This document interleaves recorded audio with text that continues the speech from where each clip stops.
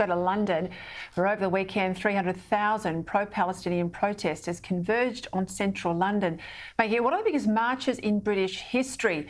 Around 150 demonstrators were detained, 9 police officers injured. Some officers were injured, preventing a violent crowd, getting to the cenotaph while a remembrance service took place. Really disgusting stuff, isn't it? Joining me on the ground is Tom Slater, editor for Spiked Online and a contributor to the UK's Spectator magazine.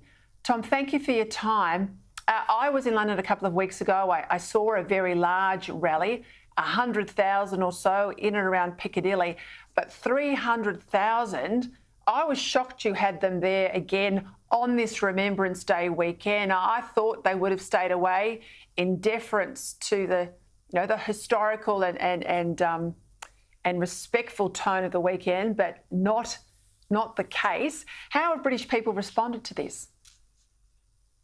I think British people are sickened by what they're seeing, because what we're witnessing here really is the birth or the explosion of an anti-Semitic street protest movement. That's essentially what this is. We shouldn't mince words about it.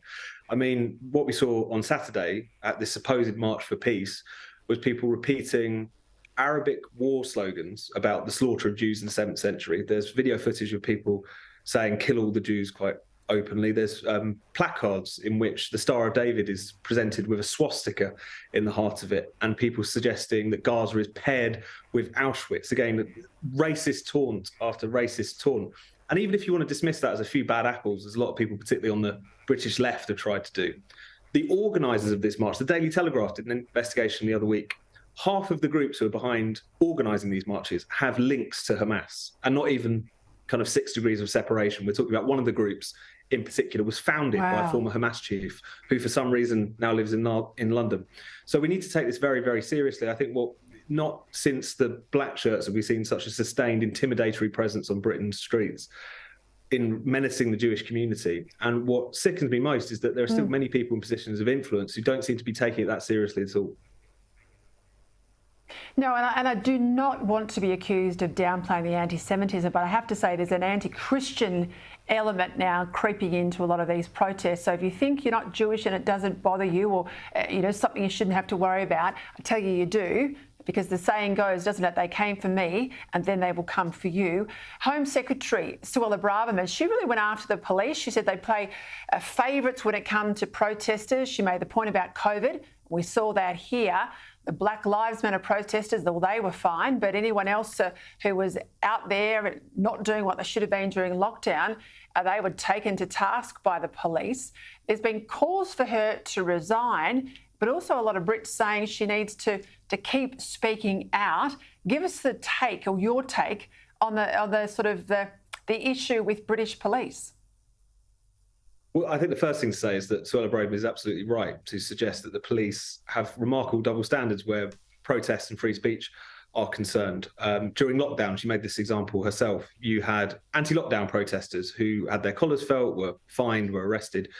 Within weeks, we had the Black Lives Matter protests in which they got a much softer hand, shall we say, and even were greeted by some police officers who decided to take the knee. In recent days, there's been a scandal in this country over a gender-critical woman who's been interviewed by the police because she supposedly misgendered someone on the internet. Meanwhile, you've got anti-Semitic slogans being chanted with seeming impunity on Britain's streets. So on that question, I think it's completely unassailable.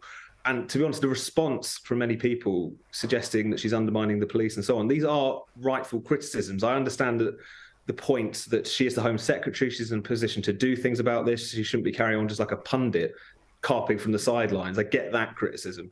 But to suggest that it was illegitimate of her to raise these concerns, that these things don't exist, I think is ridiculous. And I've been very dismayed by the way in which this discussion of these marches has just become effectively a kind of rage against Suella Braverman, rather than talking about the actual issues involved. But naturally, it's all just become using her as a kind of punch bag rather than dealing with the proper issues that we need to confront in this issue.